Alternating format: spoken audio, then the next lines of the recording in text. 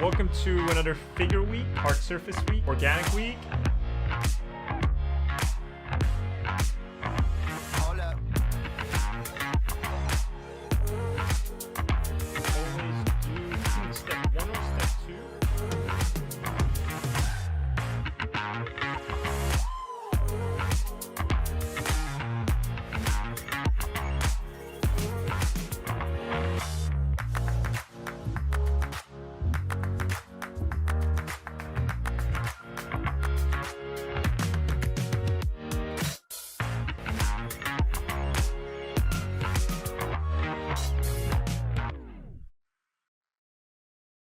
Hey everyone, my name is Ahmed Al-Douri. I'm a concept artist and former instructor at Art Center College of Design, Brainstorm, CCS, CGMA, and various other places. And I would like to introduce to you this digital painting course that I've created. But before we get into anything, I just want to thank you for the support you've all given me this whole time. And with the support of so many of you, I've been able to put together everything I know about painting into this digital painting course. You want to become a pro illustrator, concept artist, or even just a hobbyist, but you don't have a clear map to get there. And that's where I come in. I spent the last 6 months compiling everything I know from my 20 years of art practice, and I've turned it all into a map. Starting with foundations such as rendering shapes, color theory, painting basic subjects, understanding brushwork, brush economy, all that fun stuff, deconstructing the skull, drawing it from every angle, all the way to master studies, stylized painting, and you'll find yourself at the end of the course doing a concept art project based on everything that we learn in the first 14 lessons. So how does it work? Well, you sign up, you watch the lectures, do the assignments, post them to the community page if you want, and treat it as a self-study, except for those of you who have signed up for the weekly meeting, where I personally critique your work in a virtual classroom setting. I believe learning by repetition is super important. That's what I've sort of presented a lot in this course, and the assignments are tailored for that, as adapted from my time teaching at Art Center. And each of these lessons have step-by-step explanations in real time.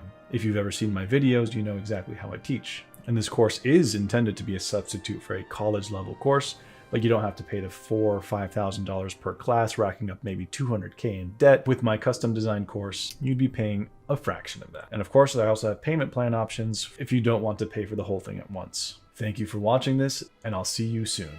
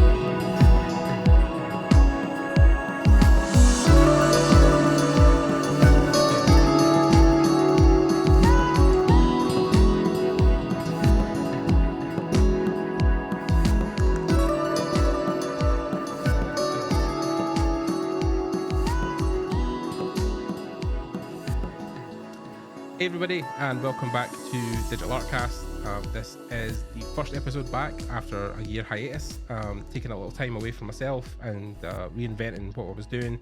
But again, we wanted to bring back some of the traditional interviews we were doing also on the channel. So this one is one of the first ones we've been able to do this year with our guest. It's again great to just be back and doing these. I have definitely been enjoying you guys reaching out and messaging me, talking about how even through the year I was away, you were kind of reliving and revisiting some of the podcasts I had done previously, and just enjoying the time and the content that was there. I forget when I go back and look at my YouTube channel that there is over 100 videos there for people to enjoy over 5 years worth of content. So I'm really thankful and glad that you guys have enjoyed it, and thank you again for reaching out. My guest today is someone that I have seen on socials for the last year, especially just while I've been diversifying my brand and what I've been trying to do. I've been looking for people who are slightly different to the typical guests we have.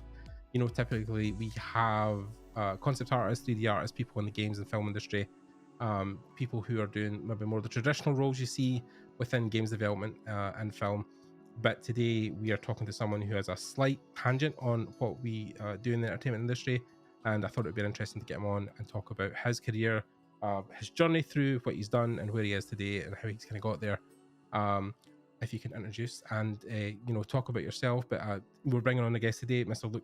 Luke Whitelock, and we're going to talk about your career. So thanks, firstly, Luke, for coming on, and thanks for being here. Thanks for having me. Yeah, no, Cool. great. So I mean, I'm a set designer in the film TV industry. Been doing it for about 20 years.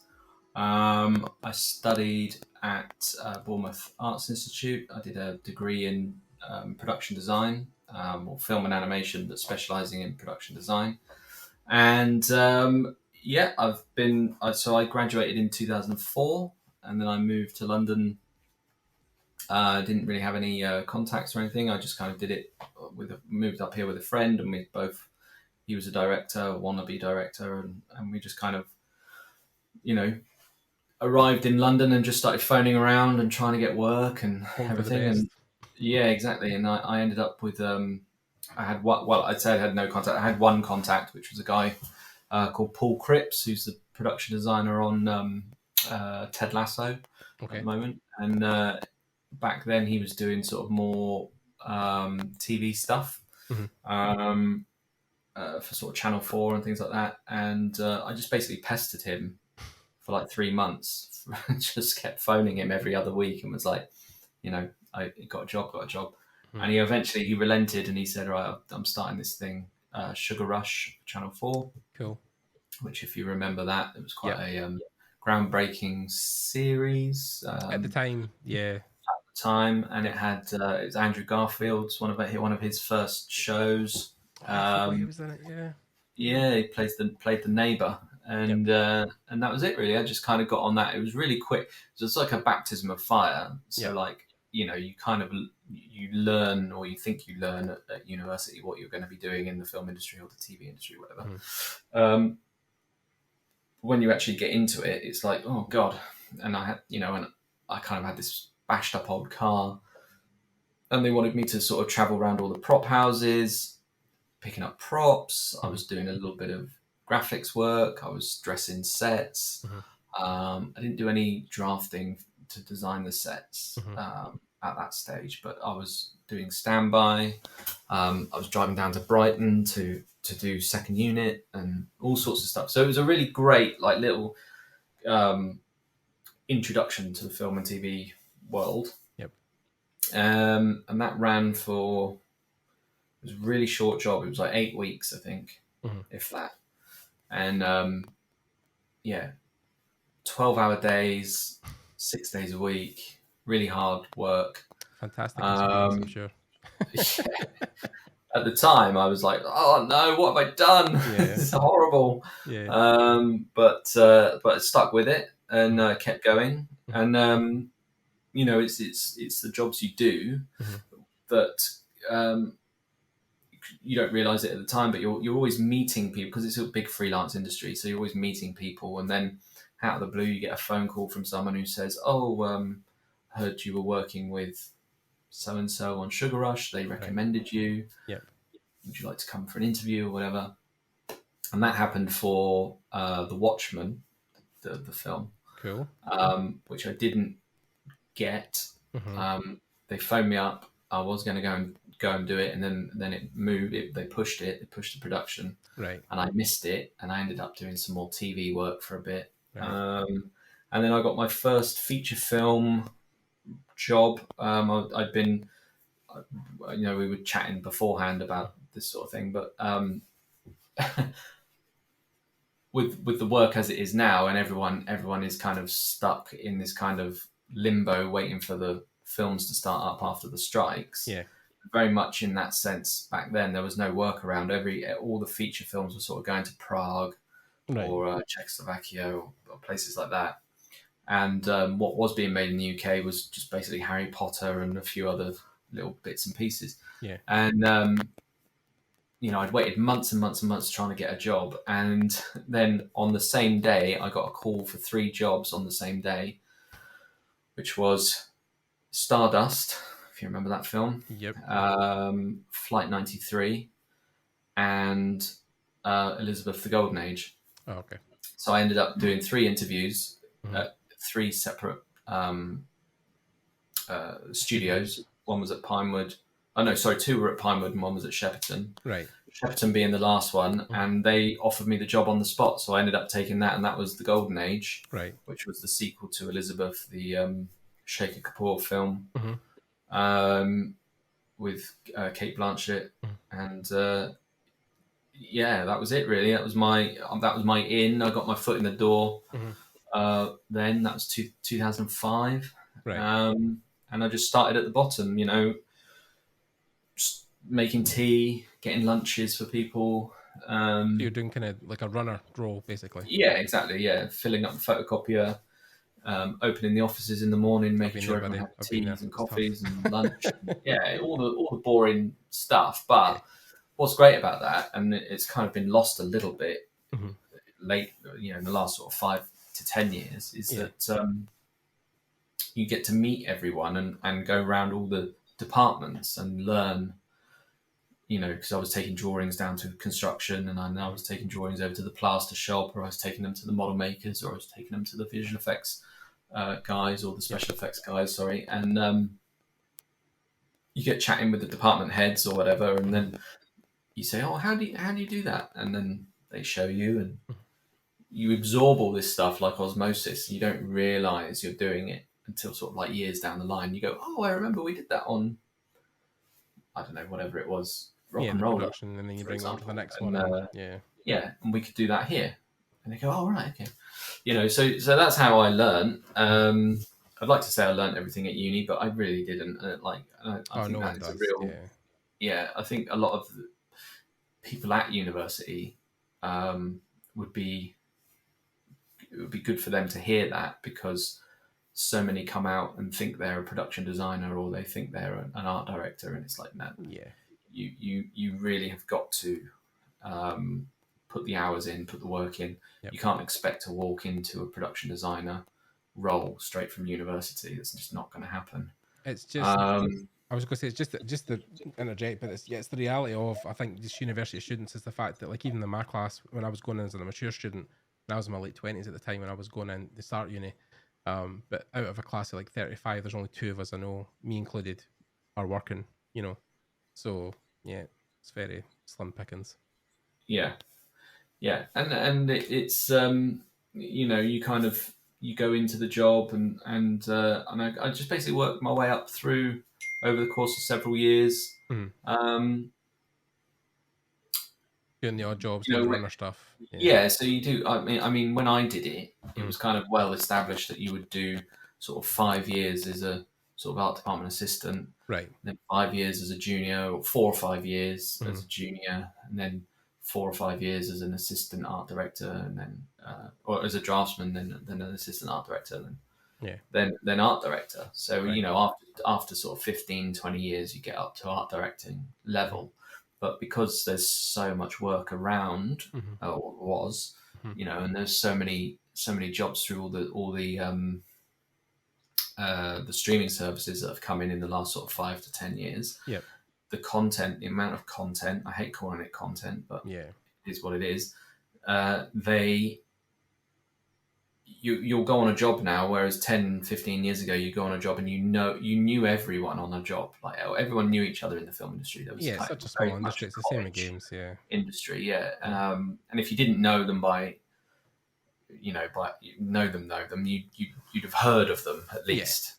And now you go on a job and you find out, the supervising art director.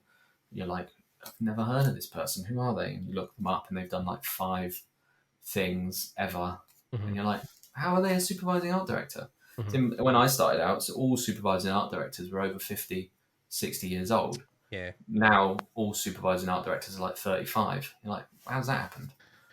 I mean, it's a weird thing even with the games industry, where I've found that, like, as you were talking about the progression, I was thinking, God, that's a long time to be doing that. But because a lot of the guys I know have entered maybe like, when I was coming out of university, and when I was finishing up in 2017, 2018, I was doing runner jobs and interning places.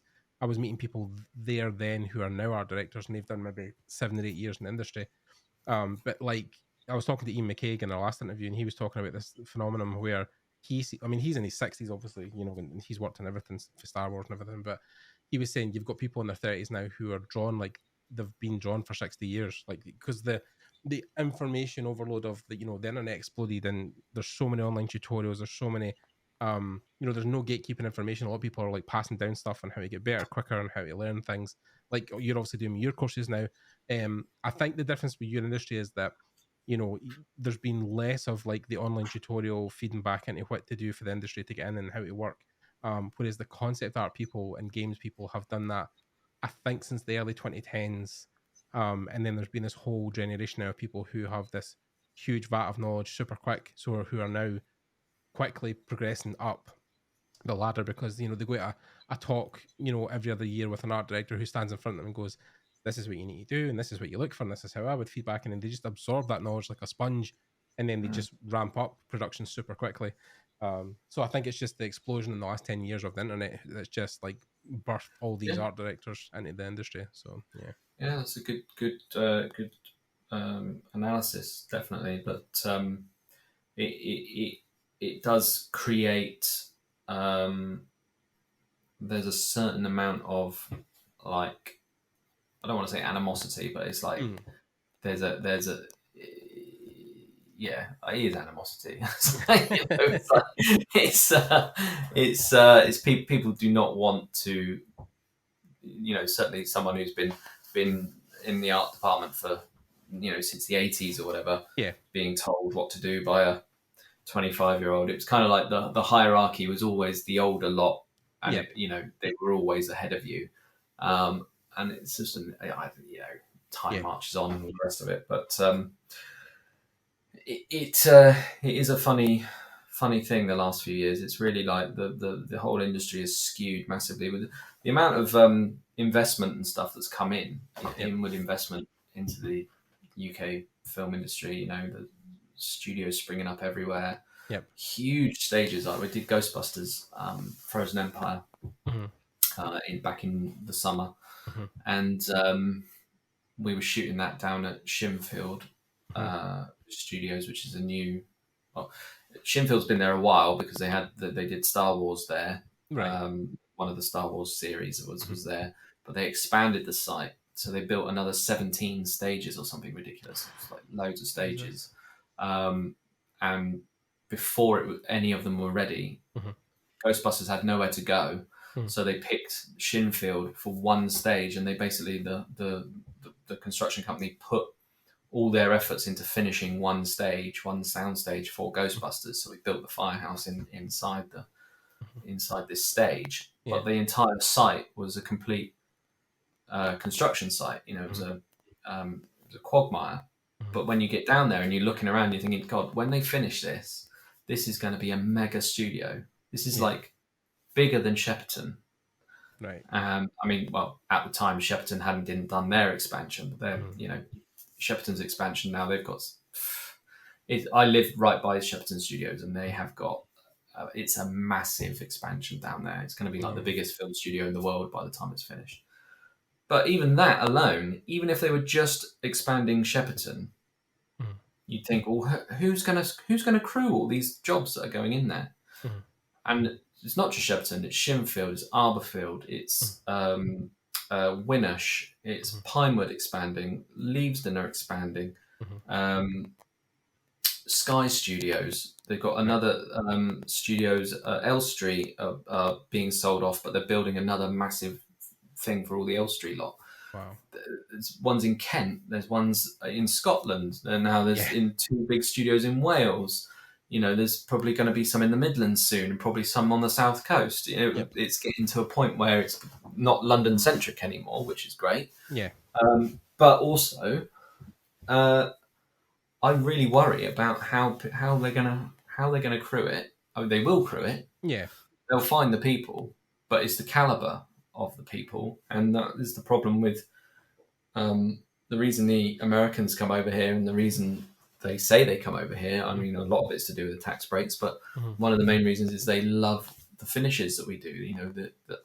The sets and the artisans that work in the film industry, the plasterers, the painters, the best in the world, and that's getting watered down every year. I talk to construction guys who cannot find any decent chippies, and they're hiring them in from kitchen fitting companies. Yeah, because they can't find bespoke joiners, people or they have done it in can't the industry find for years. Yeah, like the plasterers, like fibrous plastering, like proper decorative moldings. So crown moldings and stuff, and running your own molds and all of that. You can't find people that can do it, and it takes too long to train them.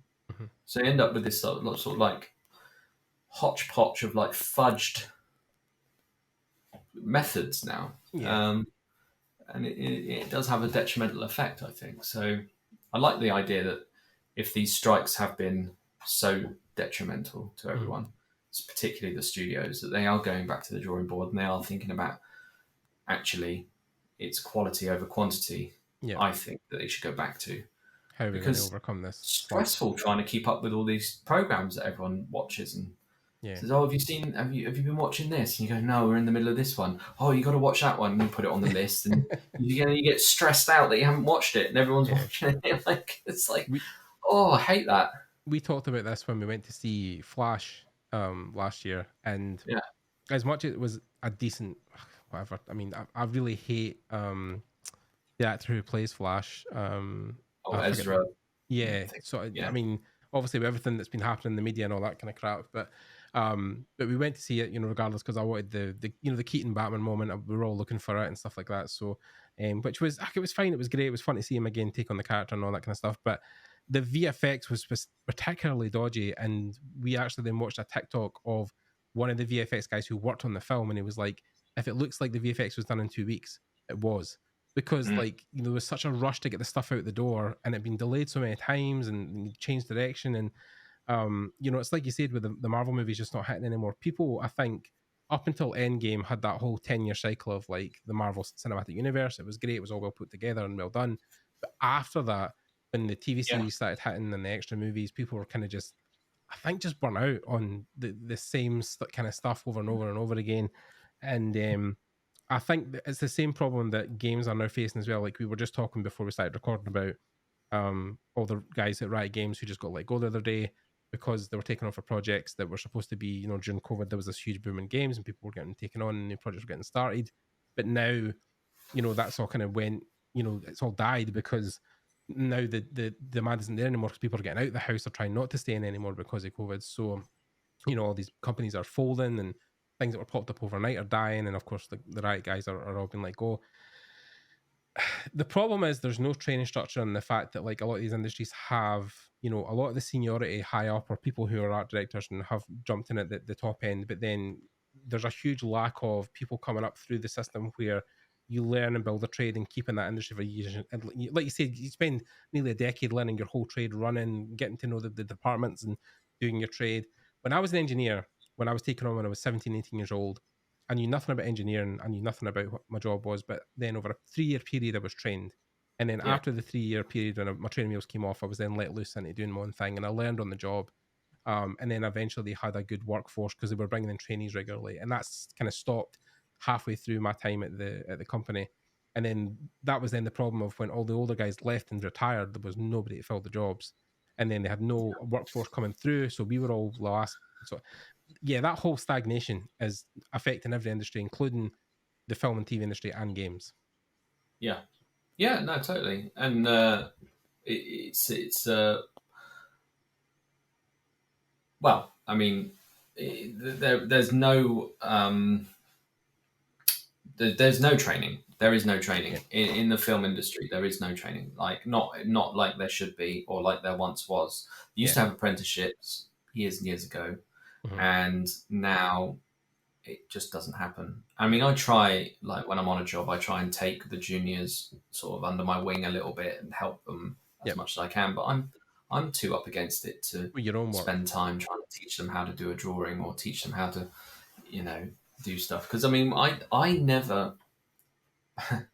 So I'm very open to giving people information and trying to help them as because I do my tutorials, which is fine, and happy to share secrets and trade secrets if that's what you want to call them and give them out. When I was coming up through learning on the board, trying to draft, all the art directors I work with were like gatekeepers of the knowledge. They would not tell you how to do anything because they didn't want you taking their job.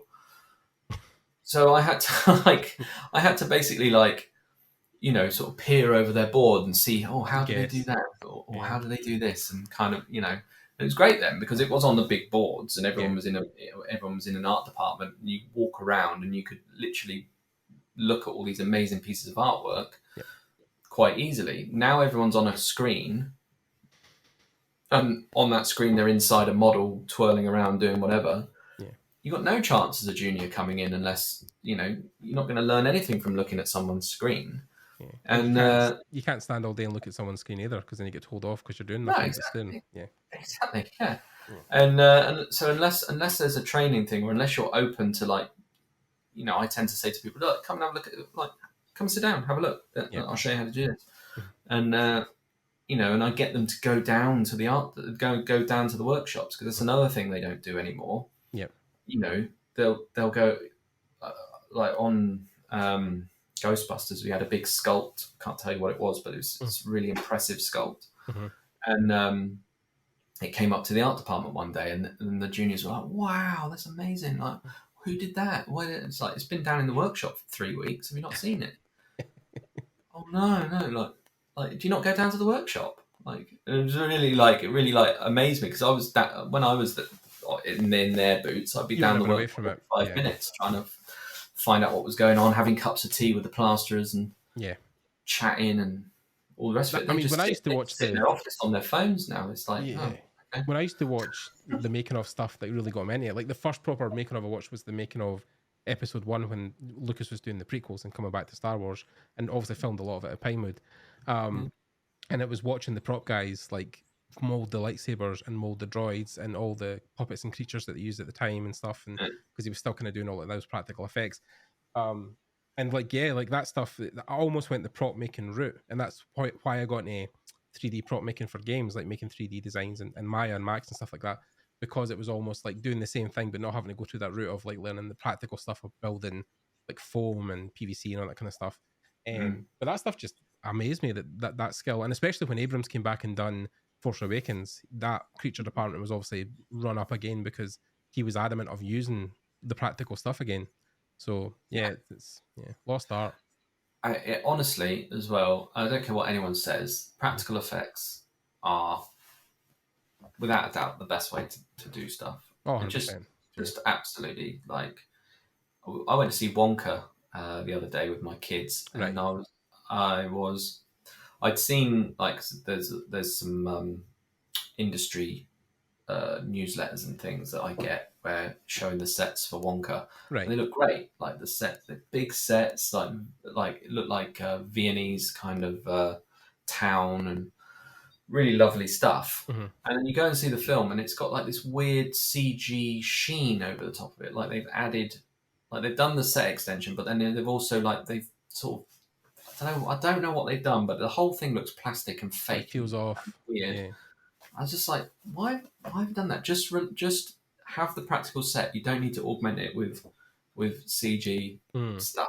You know, you could have easily done a real chocolate fountain, like having a computer chocolate fountain thing. It's just like. But again, some of these productions, because a lot of the guys we've had on sometimes previously have been matte painters and guys who work in those kind of digital effects, and a lot of it just comes down to cost. Like it might just be, you know, a couple of grand cheaper just to do a quick, you know, turnaround in VFX versus like building something that you feel like you're going to knock down in a couple of weeks. But I know what you mean. Like that's again why the only thing I love that's modern that kind of plays on the practical effects is the Unreal settings. You know, Favreau was using it kind of like on Mandalorian, but the Unreal background, the light thing, the like the virtual sets essentially. Because they used it on, I know they used it on the Batman, where they had the scenes up in the towers and stuff like that on top of the skyscrapers, where they had the outlook into Chicago was all the panels and stuff. But like I think a lot, like you said, it's like the practical stuff is just so noticeable when it's done well. But then when people do the kind of cheap route or they do things that in the essence of time, then like you're sitting there as an audience member, like what the fuck, you know? And I mean, I got it from the other side, working with VFX guys. You know, they get given so much to do. Yep. because in the meetings and everything they go, "Oh, we'll do that in post," and you can see the VFX guy sat there going, "What? You know, like we didn't budget for that." You know, and it ends up being like, you know, they signed on the job for, I don't know, 500 visual effects shots, and they've actually ended up having to do 2,800. Yeah. It's like, oh my god, the workload is unbelievable. And this is the problem again with VFX houses and the rest of the bottom, because my friends, again, like my close friends are matte painters, and it's like, yeah, like, you know, like, oh, I've got 60 shots today to handle, like, in the next 8 hours, and it's like, it's ridiculous, because, you know, like, they'll like, oh, we'll do it for, you know, we'll do it, they're quoting 35 grand, we'll do it for 25, and they're like, great, you've got the job. And then it's like, yeah, but then somebody quoted 35 grand because they were trying to pay people fair wages and stuff, and actually plan out time to take these shots and make them look good. But now, because you've quoted half the price, you know, you've got to do it in half the time, and it's crazy. It is. It is. And it has a knock-on effect to the overall quality of the production. You know, most people, when they go see a film, whether the film is script-wise, whether it's good or bad, is immaterial. If the effects are shit, that's all people will talk about, is how shit the CG was. It looked wrong, it looked off, the uncanny valley hits. And... Exactly. So it's that's one of those really important things to get right, I think. Which I can imagine on something like Ghostbusters would have been also a kind of priority, because it seems like a film that would rely more on the practical stuff, or would have that rooted in, you know, like, I mean, which is, you know, obviously the film, I think, is getting a lot of hype, and a lot of people are seeing it because, you know, it's proper Ghostbusters coming back, and, you know, Afterlife was one thing where, like, it wasn't until, you know, obviously spoilers for that for film, where the guys come back at the end, you know, and it's the whole thing of like them fighting together. But this one exclusively is like, no, from the start, kind of people are knowing that like the original Ghostbusters, so they're the new guys. So it seems like one of those films that like the practical effects 80s kind of stuff is going to be there a lot. So yeah, I think Jason Reitman and well, obviously Jason's got his own reasons for wanting to do Ghostbusters, and his dad and all the rest of it, and I feel like, you know, he doesn't want to tamper with the way a Ghostbusters movie should be made, sort of thing.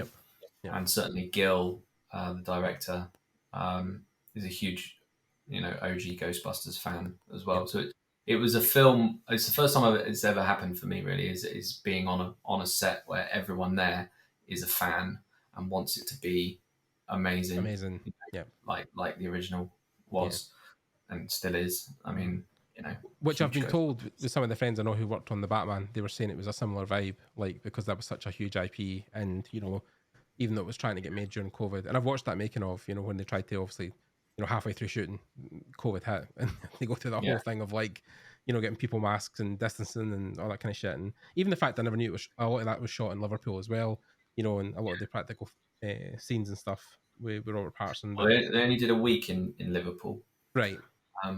I was on the Batman. I did. Okay. I did the orphanage. Cool. Well, a bit of the orphanage, and I did the train station. Drew all that up. So that was a really nice thing to do. In hindsight, because when I was there at the time, I'm like, oh my god, I'm on a Batman film. This is so cool. Like, you know, 'cause I'm such a huge original Batman fan, and you know, blah blah blah blah. And you get there, and they go, right, we want you to draw this up, and it was really boring to draw up. It was like, I was like, oh, it's a train station. It's no the Batcave. It's no the Wayne Tower. So drew it up, get it done, get it out, you know, whatever. And then it ends up becoming, I was talking to someone about this the other day, that scene where he says, I was just about to say the exact same thing you're going to say. Yeah, it's such an iconic part of it. It becomes an iconic thing because of what happened in it, not necessarily because it's an amazing, elaborate set. So it was quite a nice thing to sort of, in hindsight, go, actually, you know, I'm glad I got to work on that, because that's. Well, I was going to say it was mostly because of the trailer, because when the official big first trailer dropped, it was the whole thing of him beating the shit out of the guy. Everybody kind of like jumped out their seats at like, oh my god, that's incredible, and I'm vengeance and all that kind of shit. And but like, yeah, it's one of the things, like, it's funny when you work on stuff and then you think to yourself, oh god, nobody's ever going to see this or give a shit. But like, then all these things go wild for the weirdest parts. And you're like, oh, well, I worked on that part. Like, I never realised it was going to be. It's always the way. Always the way you think, oh, no one will ever see that, and it's right in the middle of the frame. You're like, Yeah. damn it! Yeah, you're like, oh shit.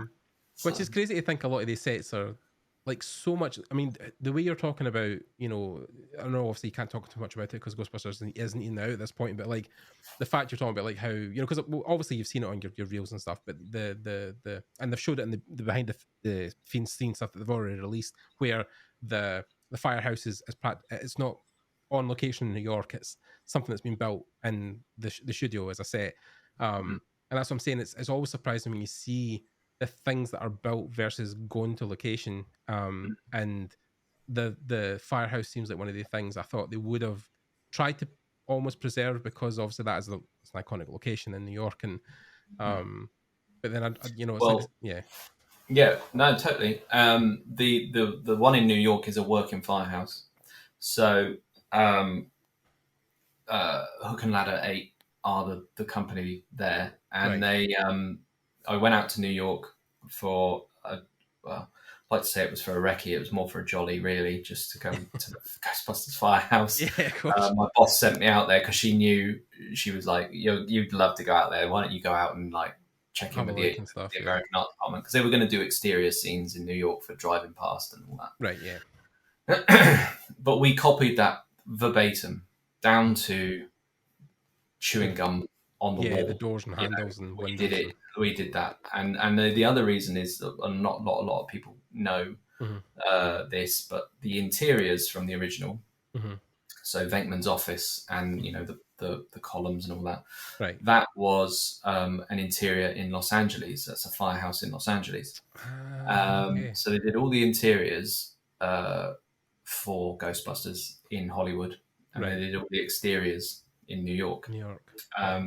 And they've never been composite together, obviously, because you can't. So if you watch Ghostbusters 2, where you see Lewis running out of he comes running out after the car out of the New York, firehouse, Yeah. and the doors behind him are open, and you can see in, and it's a completely different. Only for a split second, you can see it, and it's a completely different. You know, it's not the LA location inside. Okay. Yeah. So it's really funny because you don't know until you know, and then you watch it back and you go, "Oh my god, yeah!" It's you never totally realize. yeah. And the other thing, the Los Angeles one is 150 feet long, Right. Inside, and the New York one is only 98 feet long. Right. So you can't fit the two inside each other. Together. But we did on the stage. We composite them together. Yeah. So, and you'd never know. And we did the upstairs, the upstairs of the with the firehouse and stuff. Yeah. And they were all composites on different stages, but it was great. You know, I mean, that was like kid in a candy shop for me. I was just absolutely in my element. I will never work on a film, I don't think, in the future, and be that excited to go to work every day. It was just the best. I mean, stuff like you're saying, like Batman, like Ghostbusters, it's things we all grew up with, and getting to work on, you know, like certain franchises and things I've got to work on that I thought I'd never get to work on as well. It's like, yeah, it's the inner child in you. You're always like, oh, you know, if you could see me absolutely. now, you know, it's you know. I had that like all the time. Like I was, you know, they did a props thing on Ghostbusters where the backpack and stuff, and the well, they got everything out, yeah, and they said it was mainly for the prop guys to give them a lowdown on, like, so this is a PKE meter, this is a blah blah blah, this is a, you know, radio control trap, this is a blah blah blah.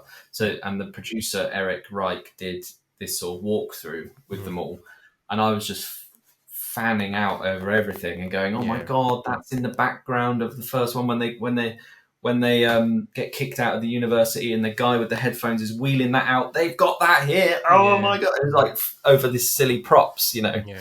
And it was just so good. I can't wait for people to see it. I can't wait to sort of share stuff about it when it's released, because it's going to be the ultimate thing for me to sort of it does look, I mean, for the trailers I've seen so far, and even the behind the scenes stuff they've released, it does look incredible. The fact that they've I think they've put a lot of love and attention and care into the franchise, and obviously making it look good, and which is what I love about not only film but games production now, is like the attention to detail that goes into stuff. And people always, like, especially when I first got in the industry, you'd always say that thing about, like, what the fuck is attention to detail, but like how do you train that, and how do you train having attention to detail, but it's like it's the tiny wee, you know, like when I made at one point, I made a gun turret as a kind of personal project in 3D, and it was the stuff like you know, the capsules on the top that cooled the gun. When I made it initially, and I was talking to my art director at the time, he was like, "Yeah, but then, you know, because the capsules are on a kind of angle, that the liquid would actually be flat. It wouldn't be the same shape as the glass jar. It would, you know, come to gravity, and it would be level. So you have to turn the water from that way to that way." I'm like, who the fuck is going to look at that? But when I changed it, I was like, oh yeah, like it makes so much more sense and Yeah. so much, yeah, like it's the tiny wee things like that is when people watch stuff or experience a piece of art, they're like, oh, like I didn't realize how in depth I've went with that stuff. And you were saying like when you recreated the firehouse, like down to the chewing gum on some of the door frames and stuff, people might not see it initially, but when you go back maybe 10 years later, you're like, oh look, there's, you know, in the corner. And It was a real. I got to say the best day was when uh, Dan Aykroyd and Bill Murray came to set. oh wow. Before we started shooting. I was in there, and there was this rumor going around of Bill Murray and Dan Aykroyd are going to come down. I was like, they're not going to come down. What? They didn't come down before shooting. This was like a week before, and I was just stood in the set doing something, and I looked up right as they walked in the door, and I went, and I just my jaw hit the floor. I was like, oh my god! Yeah. And they came over, and they were with Jason and Gil, and they were showing them around the set, and then like Gil, bless him, it was very, because he knows he knew I was a huge Ghostbusters fan. I'm sort of like being quiet in the background, sort of like, it's Bill Murray, oh my god, and he's introduced me. He said, "Oh, Bill, this is Luke. He's the art director. He did it." And Bill just came over and shook my hand, and Dan Aykroyd were both like, "This is the best set. This is exactly like it was in '84." And I just was well, I can die happy now. That's it. Thank you. I'm going to go pass away now. Quiet in the corner. So, and I'll never forget. I've got to write all this down at some point because I don't want to ever forget it and put it in a book or something. Because it was just every day was like that. Every day I'd meet someone, or someone would come in, or there would be a prop, or there would be something in the script that they would bring out, and you'd think, oh my god, you know, this is going to be so cool, and all the graphics, all of the, you know, because it's all the iconography of Ghostbusters is in my mind is like the iconography of the 80s.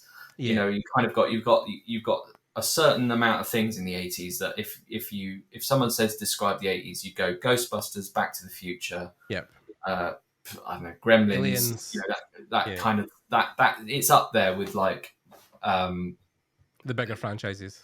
And it's the iconography of New York as well, you know. Everything you want as a kid, thinking about Hollywood movies and America being this, you know, land of free and all the rest of it, and stuff like that.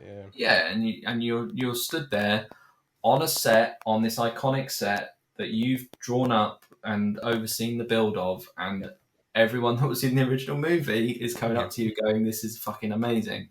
And I'm like, oh my god, you know. I think it was probably on you go.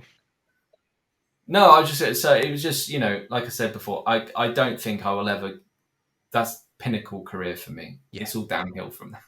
I mean, like stuff like that definitely, like you grew up on in Batman, and I mean for me it's definitely Star Wars. Like if I ever got to work in any Star Wars franchises, it would be a dream come true. But like I think the whole thing of the 80s back then was a time when people took chances. Studios took chances on people, you know, doing well. Because even stuff like Back to the Future and Ghostbusters, trying to pitch that now, I don't think would fly as much as it did back then, you know. And no, absolutely. I think especially with the fact that like there was so many good names attached to, you know, Ghostbusters, because Dan Aykroyd and I forget the actor who passed recently, who also co-wrote it with Harold Ramis. Harold Ramis, yeah. So when they wrote that, obviously their names were attached to it, because of stuff like Saturday Night Live. They'd already had, you know, the film career and stuff like that. So, but like, a lot of the pitches back then, even stuff like Aliens, I mean, you know, definitely maybe even might have flown in a sense like a horror genre, because horror gets a kind of wide berth because, you know, it's a bit weird and wonderful. But there's so many movies back then that, you know, I think I was watching Plane, Trains and Automobiles the other day, and even that is like such a weird concept for a kind of buddy comedy film. Stuff like Lethal Weapon, you know, like it's stuff where, you know, you look back at the 80s and 90s films and you think to yourself, how did that get made, and how are they not making stuff like this anymore? And, you know, I know some directors are also trying to go back there and bring that era back, but yeah, it's yeah. difficult. No, I definitely, you know, the age of you know, this sort of like 10-year run of superhero movies, or even longer than that now, whatever it is, 12, probably nearly 15 years of superhero movies. It's got to be coming to an end now. It's got to be like the westerns in the, you know, in the 40s and 50s, and then sort of trails off in the 60s, and then it would only be once in a while you get a western movie. Yeah. And when they were made, they were great, like Unforgiven or Tombstone or whatever. So I think that will be the thing, like going forward. I'd like to see like no superhero movies for like 10 years, and then Give all of a them a sudden break. a new one comes out and everyone goes, ah, that's so cool. You know, Even just giving them a like that reinvention almost, where like you go away quietly and try to find a way of making it interesting again, and like you said, in 10 years time coming back and really like deliver the sucker punch of like, oh my god, here we go, here's all this stuff, you know. And which upsets me a wee bit, because I'm also a huge Blade fan, and I know they're, you know, still remaking that's still in the works of that getting made. And I know, having watched the Game Awards recently, they're making a game based on it as well, and it takes place in Paris, so that's going to be interesting. But like, yeah, so I would just like them to, like you said, to take a bit more time and I don't know what it was. It must have just been this whole thing of like, especially during COVID, but even before that, people just throwing money at stuff. But you know, with the strikes and, you know, people getting it wasn't even the fact that it was the writers, because when I was watching all the strike stuff, it was even people like who were just PAs and runners who were having to work 14-hour days, but were driving home and nearly killing themselves because they were so tired, they were exhausted. Yeah, totally. Yeah. And you know, something's got to give at the end of the day, because the money was coming in, they were making the money hand over fist, and yet the crews were suffering massively because they were just, you know, haven't really seen a real terms pay rise for about 10 years. And you know, don't get me wrong, we are well compensated for what we do. Very well, it's a very well paid job, but it isn't. There's no security in it. So I don't have a pension. I don't have private healthcare or anything like that. I'm if I'm out of work, that's it. You know, shit. What do I do? But there's been this disparity for a long time. I always used to say, like, you know, how many times can a big star get paid £27 million a movie? Right. How many times do you get a £27 million payday before you turn around and go, do you know what? Actually, I've got enough money. I'll do it. Why don't you share that 27 million amongst the crew? And that would give every crew member a 50 grand bonus, you know? And that would make everyone happy, would make everyone want to come and work. Because at the end of the day, that actor is getting paid 27 million quid. He's only there for 6 weeks. Like, not even every day. Even if it gets paid 25 and you take 2 million away from it, and that goes around the crew. Exactly. Yeah. And then, you know, the crew that are there day in, day out, 12 hours a day, 6 days a week for 6 months, you know, and they can't afford to take a break in between jobs because they just can't. They've got to go straight on to the next one. Something isn't right there, in my opinion. I think it's, you know... I mean, it's interesting the fact that I came from an engineering background, and so I worked in the railway, in the UK railway industry, so I worked with Network Rail. And, you know, we had from day one pensions, sick leave, but that's because guys like my dad back in the 70s and 80s stood on picket lines to get that stuff, you know, part of their T's and C's. But it was weird to me in an industry where, you know, you could be sacked at any time. You know, there was never a guarantee of sick leave or maternity leave or, you know, pensions and stuff like that. And, you know, coming from places where unions were a norm, and then into this industry, it's like, well, why don't? But it's weird how places like, you know, like the animation industry in America, for example, the guys who work at Disney and stuff like that, the Animators Guild have a thing where, you know, like you're guaranteed so many days off, you know, you get so much sick leave, you get so many. It needs to be industry wide, like we, especially like you said, during like the stuff where people are now being laid off, like at a moment's notice, like we just talked about Riot. This is why we need unions, because, you know, like studios have been getting away from that for way too long. There's a whole article I read on like how games production is really like hitting a slump now, because you get this whole thing of like 4 to 5 years in a project, and as soon as the game's released, everybody gets laid off, you know. And we've got to try and stop that way of like people getting burnt out and then dying for like a year because like they've got nothing else to work on, and then it comes back and they've got to change studios, they've got to change countries, they've got to move. You know, especially in America, like it's like, oh, that's on the East Coast, oh, it's on the West Coast, oh, it's in the middle. Just people get fucking fed up, and you can't raise a family, you can't settle, you can't buy a house, you know, especially if you work where most of the work is in LA. You know, it's like £1 million a house out there. Like you're you're never, or London's just exactly the same, right? So I mean, it's yeah. It's a misnomer that it's the kind of glamorous.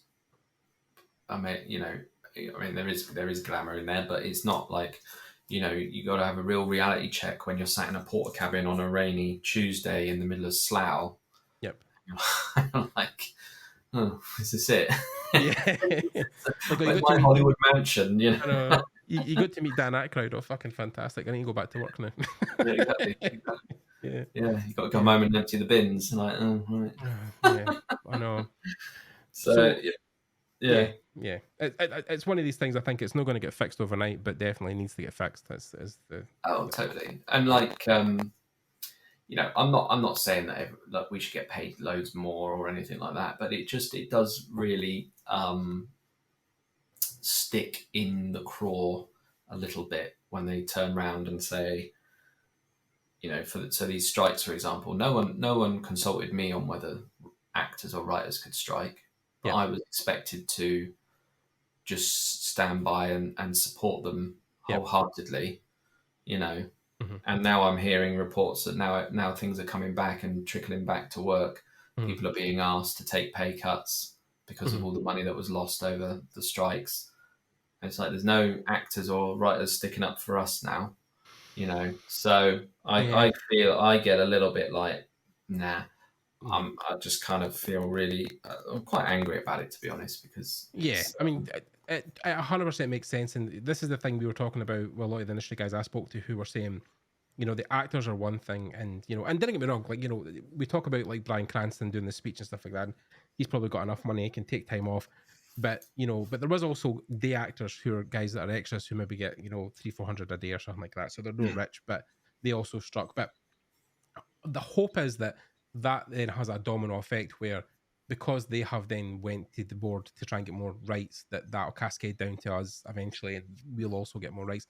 But the thing is, it probably will be a thing at one point where you guys will have to strike. The artists in the industry will have to strike on their own because they also. But it's difficult because I don't think we have as much power as the actors. I think if we went on strike, you know, things wouldn't get done. But I don't know if we would hold as much weight or gravitas as the actors and the writers. You know what I mean? It's difficult. Construction have got a great union. They were going. They went in for they have an annual sort of pay rise and meet up and stuff. Yeah. And I remember I was on Doctor Strange, so that was 2015, and then their annual thing come through, and PACT, the producers union, had already preemptively said, we're not going to agree to any terms, whatever they want. We're not agreeing to terms this time. So all of the head HOD construction managers phoned everyone up on that one day, right, and said, right, tools down, go home, we're not going to do this. So everyone put their tools down, and within 2 hours of them putting their tools down, they got everything they wanted. So it's like the art department did that. They'd just go, we'll just find someone else. I know, and that's the difficult thing is, like, you know, I remember getting told that really early on about the fact that, especially in games, because a lot of the guys who work in games early on and a lot of the juniors, you know, when I got to, I mean, still a project I can never talk about, but I got to work on a AAA project, you know, for a games company, and it was a dream come true, definitely working on that. But, you know, it's one of these things where you do feel every moment you're replaceable, that somebody could just come in the back of you and just like that take your job off you. And it's not a great feeling. And I think studios for so many years have took advantage of, you know, like, you know, even a AAA I interviewed for at one point, the starting salary they were offering me was like the money you would get at McDonald's as a manager. You know, it's like 4 years in a university getting a degree and then all the experience and interning, like, to then turn around and be like, well, cool, we can offer you this amount of money. You know, it's like, I don't know, 23, 24K. And you're like, really? Really? You know, your company makes how many million off this video game or this film, and, you know, you can't pay me, you know. So I mean, the tax the tax breaks that they get, for example, that's why it boomed here for so long, because of the tax breaks that are available to them. So I read a report, and you'll have to fact check this, but This was a while ago, Mm. so I'm probably just making these numbers up, but it was astonishing. So I worked on Thor 2, Dark World, Mm-hmm. and they made that for they had a UK spend of 56 million, Mm-hmm. which they got whatever it was back 20% Mm-hmm. back as the tax break for that. So they only actually spent 34 million or whatever, Right. and the movie went on to gross something like 290 million Right. for a 20 million spend or whatever it was, 30 million spend. Mm-hmm. And you think, well, who's getting all that money? Yeah. Like, where's that going? Producers. Yeah. Like, Producers I always know get the loads of money. shareholders will be probably getting a lot of money, but I mean, Yeah. Jesus Christ, The studio gets so much money. The thing, and that's the problem I think with the film industry as well, is you can't replicate that constantly, and you can't always chase profit. You know, the fact that they talked about that Sound of Freedom film that came out, and I think they spent 15 million making it, but it's grossed about 100 million at the box office. And there's films that do that where they make it for next to nothing and it will do crazy money. Even Barbie at this point, I think it's grossed $1 billion at this point. It's close to that number anyway. Yeah. But yeah, like Margot Robbie will not get a bump in her pay. I don't know, she might, I don't know. But you know, like the crew won't get a bump in their pay, but then like the producers get a cut, the studio gets a cut, Mattel gets a cut. You know, so it's like this is what I couldn't understand with the actors thing as well, talking about their residuals. Mm-hmm. Like going, well, I only get, I was in, I don't know, LA Law, right, or whatever. Low end actor, not like a big star, but like, I was in LA Law for 10 years and I get $36 a week in residuals or whatever. Yeah. I'm like, and that's really low. And I go, well, that is low, but you are getting residuals. Yeah. I don't get a residual every time any film I've worked on ever gets shown. God knows how many times Endgame's been seen. Yep. I would love to get a residual from that, even if it was a penny for every time it was seen. Jesus Christ. Yeah. It's if it was £500-600 a month or something that could keep you going if there wasn't any work. Well, I mean, exactly, and it's because it's not the only thing they've done. Across the career, I always remember I did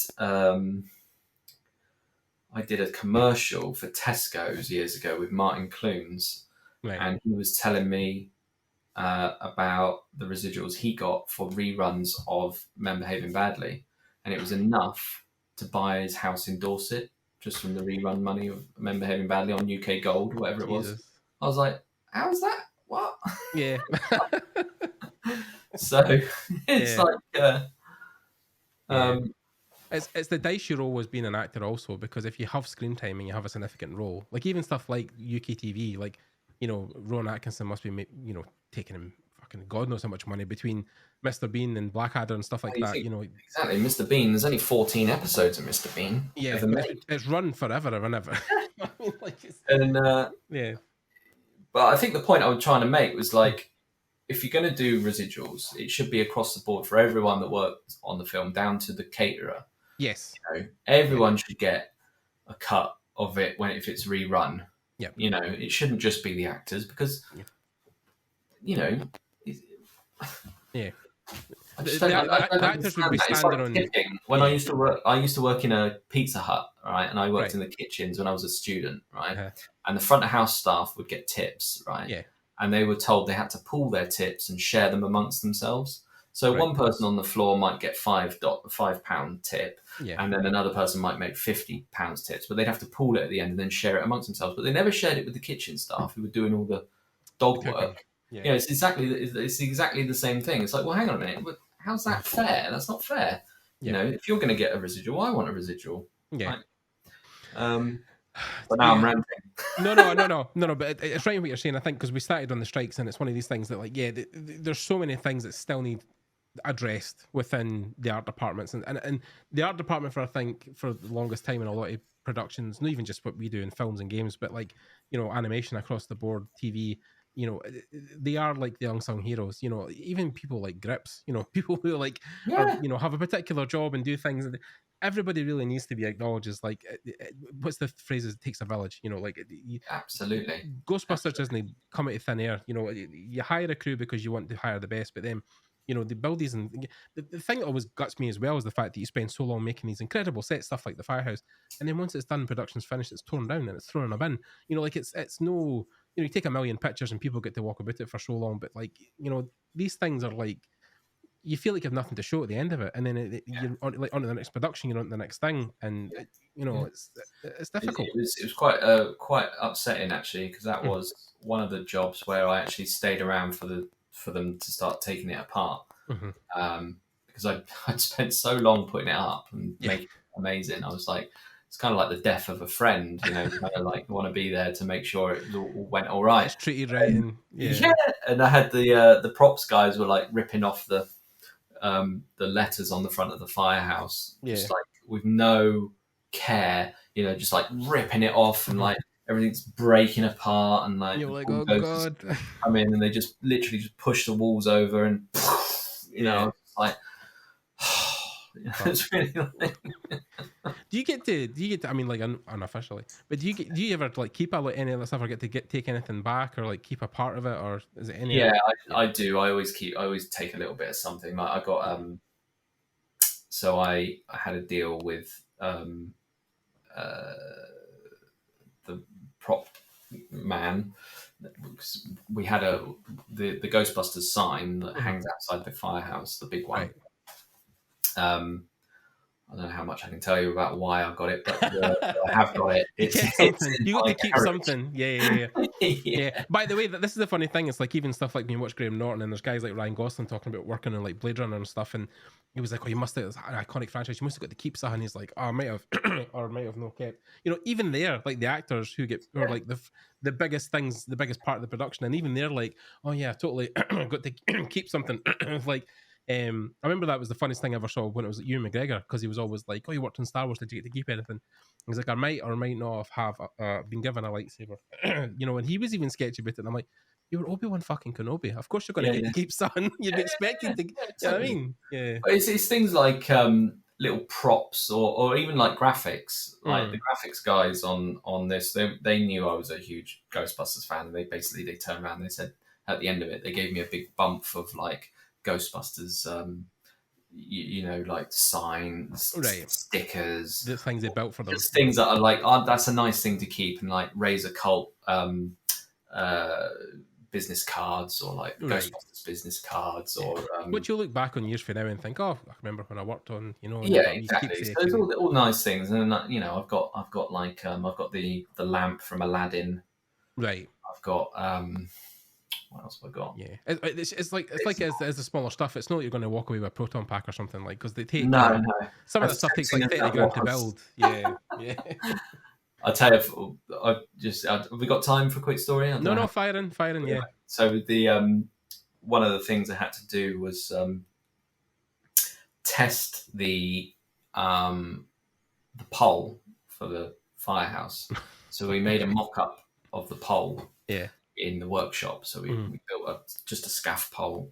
Yeah, did the hole in the thing, because we wanted to see if you could fit through the hole with a proton pack on. Right. And because it's only 3 foot wide, you see. Yeah. And then the pole's in the middle, so that's 1'6". So right. you've got to think the depth of your body, then the depth of the thing. You're going to pack at the back. Yeah. It's going to hit as you go through the hole. Yeah. So I had to like make up these several mock-ups to see the best fit for everything. And my boss said to me, "Can you go down and get the proton packs? They've got them down in the thing." She said, "You might as well, if you put it on, then you go down the pole and you test it." Have a go. Like, it's fine, whatever. So I went down, and it was the real proton pack. And then the costume designer comes out of nowhere, and she says, "Oh, Eve, the designer, my boss," she said, "Oh, Eve said you wanted to wear this," and it was the Venkman's screen-worn flight suit. So I've got a picture of me in the screen-worn Bill Murray Venkman flight suit with his proton pack on, and I've never looked that happy. Yeah. I can picture of me just like absolutely beaming. Yeah, beaming. So it's one of those things like. Yeah. The job, people always say to me, "Oh, it must be amazing, your job." And I think like a lot of the time I would say like, oh, it's all right, you know. But then things like that happen. You go, actually, it's pretty fucking cool what I do. I mean, we've definitely kind of ranted about like the unfairness of parts of the job, but I think later down the line in your life, when you go back and look at the kind of moments, it's something that like people will live their whole lives working in an office. They'll never get to experience anything like that. And the fact that at one point you can say at dinner parties and to your friends and stuff like that, oh, I remember when I met Dan Aykroyd, you know, in the Ghostbusters set, and people will be like, what the fuck? Like, how the fuck did that? You know, it's, I think it's the sacrifice we make as artists is that you have to give a bit of your soul, you have to give a bit of your being to be in this industry and sacrifice so much. But moments like that are the things you'll look back on at the end of the day when you remember about how you lived your life. And, you know, I think the biggest thing for me was when I left my job, people told me two things. One, that I would never graduate university because nobody would take me in my older age and I didn't have any qualifications. That was obviously fucked the minute I walked in the hall to get my degree in my hand. And then the other two was, the other thing they told me was like, I'd never have my name in a credits for a video game, and I've been in several. So it's like, you know, people always have this thing about like, you know, living an ordinary life. And I think it's one of these things that you and I have of like, you didn't want to be like everybody else. You want to have these moments in your life where you've done something different with your time and you feel like you accomplished a bit in life by working on these major productions. And again, it's the things that, you know, the pay is unfair and the hours and whatever else, and things need to be sorted, of course, but it does make you happy that you get to have these experiences in life of working on these amazing things. So that's the trade-off. Yeah, absolutely, 100%. And I don't think, you know, there's been times where I've been like, you know, oh, I don't want to do this anymore. You know, oh, it's a young man's game. Yeah, you know, getting up early and traveling across London in the freezing weather and things, and I just think, oh. And then there's times like that where you just go, actually, you know, you get a call to say, can you come and work in Ghostbusters? And you're like, fuck yeah. Like, where'd I sign up? That was the best day ever, that, because I heard that they were making Ghostbusters. So this is the funny story, right? Yeah. As you probably can tell, I'm a huge Ghostbusters fan. Yes. Complete nerd out on Ghostbusters. And I got a supervising art director friend of mine called Andrew Palmer, who is also a huge Ghostbusters fan and Bill Murray fan, and when we work together, we just quote Bill Murray stuff all the time to each other and blah blah blah. Anyway, we went to see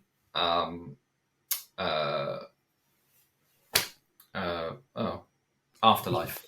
Right. We went to see Afterlife at the BFI or somewhere, I can't remember when it first came out, and we loved it. And then on the way out, we were talking. We were like, God, wouldn't it be amazing if they did the Ghostbusters film in the UK? Could happen. Oh yeah, it could happen. Anyway, cut to 6 months later. He phones me up. He's like, they're doing Ghostbusters in England. What? We've got to find out who's doing it. So I spent 2 weeks trying to find out. It was like the biggest secret. Nobody knew who was doing it. Like, who's doing it? Who's doing Ghostbusters? Who's doing Ghostbusters? So at the time I was doing this Netflix film called Back in Action. It's not out yet. Okay. It was a Cameron Diaz thing. Right. And I'm on there, and one of the guys who I work with, a guy called Ben Telford, who actually I got him on board. He spent years doing TV stuff, and I got him on. He wanted to do features, so I basically put his name forward, and he ended up on this job, and we got pally on that because we met through Instagram. Anyway, that's another story. And I'm with him one lunchtime, and I said, and he's, we're just chatting shit, and I said, oh, I'm trying to find this, trying to find out who's supervising Ghostbusters, because it's like nobody knows. And he's like, oh, I know who's doing it. It's that, blah blah blah. I won't say his name just in case thingy. Yeah. But he's doing it. I was like, what? Oh, have you got his number? Yeah. So I phoned the guy up. I was like, oh, my name's Luke. I'm an art director. And, I heard you're doing Ghostbusters. And he's like, nah, sorry, mate, fully crewed now. And I was like, no. Fuck, yeah. So I said, can I send a CV anyway? And he said, yeah, send a CV. So I sent him a CV. And lucky for me, CV's got some pretty big things on it. Right. He phoned me back literally within 2 minutes and was like, can you meet me tomorrow? I was like, yeah. So I snuck out of work to meet him at a local pub. Right. And he just laid it all on the table, and he said, and he was like, going to be doing Ghostbusters. It's back in the firehouse, building the firehouse, blah, blah, blah, blah. And he said, I want you to do the firehouse. And I was like, Yes. this is like the best day ever. Yeah. I'll never forget that. It was the and I had to really hold in my sort of like, oh my God, I can't believe it. And I was just like, yeah, I'll do that. Yeah. Yeah, of course. Oh yeah. I'll see if I've got time. Check the schedule, check the calendar. And then I had to like wangle out of my contract with Back in Action to get onto Ghostbusters as well. Yeah. I've never done that before, but I mean, I can't turn this down. I've got to. No, of course. Actually said to my boss, like, they want me to do the firehouse, and he's like, well, you should go. You've got to go. Yeah, you're never going to get a chance to do that ever again. And that's the thing, is like it's like working on the original Ghostbusters. People will talk about that, have they worked on that 20 years later, like, oh, I worked on Ghostbusters, so at least you can say. Which is interesting. You talk about like how things were made and you were given someone's phone number. It's like the games industry, so much of it is done online through email, through Facebook and Instagram, through like ArtStation, like, recruiters, reaching out to you on LinkedIn. There's very few of which I thrive on, and it's why the podcast has done so well, and I've been able to travel across the world. Is because I'm great at just standing in a room and talking to people like you and I are doing just now. Yeah. But so much of the art industry and the games, especially sector, is you'll put stuff online and then people just contact you through email and through. It's less like and again, because I think the film industry in London and the UK is such a tight knit industry, but I think because the games stuff is almost international, it's harder to then have those in-person one-to-one conversations, which do occasionally happen. I know people who went to events and met art directors and they've showed them their sketchbook and been like, oh, you should come down to the studio like tomorrow and we'll talk about something, maybe get you a job. But it's rarer. There's less of that, and it's the stuff you're doing obviously with film. But I think it's a lost art that I think should come back, because you get a better sense of someone when you do it like that. Oh, definitely. I mean, that's how I always have done it, is through just phoning around, seeing who's doing what. Yep. Getting on people's radar. Because if you send a faceless email, it's all, you have to really like hit the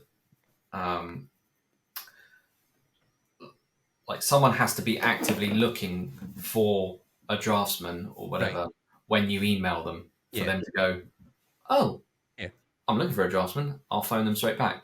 Yeah. If they're not actively looking at that exact moment, that email will just disappear within 24 hours and they'll forget all about it. Never again. So you've got to constantly phone people and say, I'll just, spoke to you last week. I just wondered if you're any further along, blah, blah, blah, all of that. So, I always tell people to do that. It's a really good So the conversation's been great. But for the last 10 minutes, let's talk about another part of what you're doing just now, because you're obviously doing your feature stuff still and you're working on whatever else. But, a big thing that people have talked about recently is, your Instagram, and that's kind of taken off and your posts are kind of getting attention and you're selling classes. So you're selling classes specifically for what you do, which is production and set production for feature films. Exactly. Well, it started off as, so I use SketchUp and layout. So I use SketchUp for modeling, and then I use layout, which is the program that comes with SketchUp for the drafting and all the construction drawings. And I have a method. And then during lockdown 2020, not loads, but like a few people got in touch and said, oh, would I be up for doing some one-on-one lessons with them? Yep. Like Zoom lessons. And I was like, I'm not really, I haven't got the patience to do that. But I thought, well, I'll do a little tutorial and I'll start a YouTube channel. Right. And start doing this tutorial. And then I realized, it's a bit more involved than a YouTube video. A quick video, by this point, it was like 2 or 3 hours long. Anyway, the first course ended up being 10 hours, and I basically take you from right at the beginning of opening SketchUp for the first time to getting a brief, then working out how to interpret the brief, building a model, which is a New York loft apartment, sort of a stylized New York loft, and then doing all the drawings from it. So we do a plan and elevation in the first masterclass. The second one, we do all the window detailing.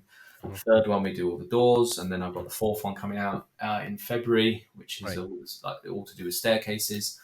And if you're looking to build a portfolio or just learn SketchUp, like originally it was catered towards set designers.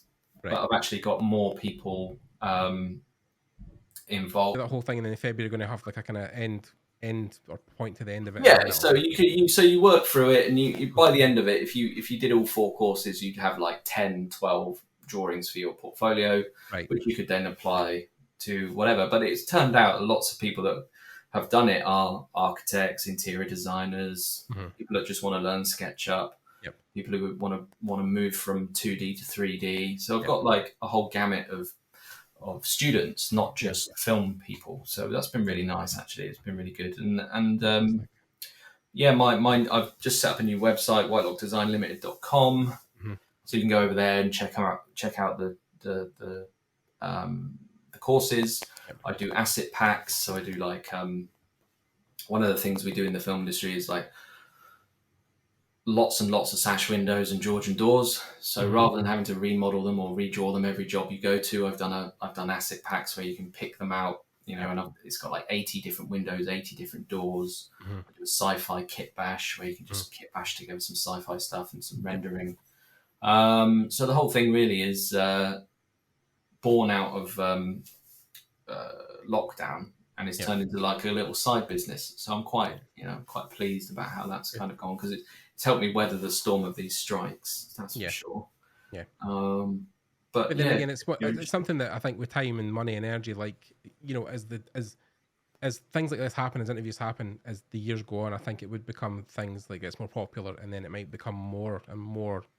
I've seen people in our industry do the same, where they'll start and it will be a slow burn initially, but then years down the line, they're the tutorials everybody goes to. So if anybody's wanting to learn stuff, it's like, you need to go look at Luke stuff. It'll be a thing where it'll build and build and build and build until eventually you're doing more stuff and more teaching. So yeah, it's a good starting point to start building stuff like that, at least. Yeah, definitely. And I love showing people how good SketchUp is, because it gets a bad rap a lot of the time. People don't know how to use it, and they kind of they presume that they know how to use it because it looks like a simple program. Yeah. And it's actually incredibly powerful. Yeah. I mean, not to sound too big-headed, but just go and have a look at my Instagram and the stuff that I do with it. Oh yeah, of course. Even the guys I know who do, work at ILM and stuff like that, who do like concept stuff for film and stuff, and a lot of the guys use SketchUp and stuff. It's rave about it all the time. Absolutely. So it's a great tool. It's fantastic for architecture and architectural things. Not necessarily. I mean, it does have one flaw in that it can't really do organic shapes. But I don't ever really find myself needing to do organic stuff. Everything I do is building related. Doors, windows, furniture, set decoration stuff. Yeah, exactly. So it's great for that. And yeah, I mean, I can't really say much more about it, really. It's kind of that's what it is. Yeah. Well, if you guys want to check any of that stuff out, obviously the links will be down below. I'll make sure I'll link all Luke's stuff in his website and all his courses, so if you want to check that stuff out, it'll all be there. But then we've got to try and wrap it up because Luke has a life to get back to, and I'm sure work to get back to as well, so I'm not going to keep him here forever. But yeah, just again, thanks for coming on, Luke, and chatting. No worries, thanks for having me. Yeah, of course. So yeah, like I said, links will be down below. You can check out Luke's stuff, and I'll link onto all his socials so you can chat with him if you need. He's really great, actually, and the fact that we are talking now is because I just reached out one day and we started chatting, so he's always approachable in that way. Yeah, and you check it as well. I always try and answer my DMs whenever anyone gets in touch, so happy to chat to anyone if they want advice or whatever. Fantastic. Okay guys, well that's it for the interview, and again, like I said, thanks to Luke for coming on, thanks to you guys for listening to this point, and check out the rest of the episodes that are on Digital Artcast podcast. You can find us on YouTube, of course, that we do most of these on, but we're also on stuff like Spotify, Google Podcasts, iTunes, and the usual places to find your podcasts. And again, we'll just see you guys in the next episode, and thanks for being here. Bye guys.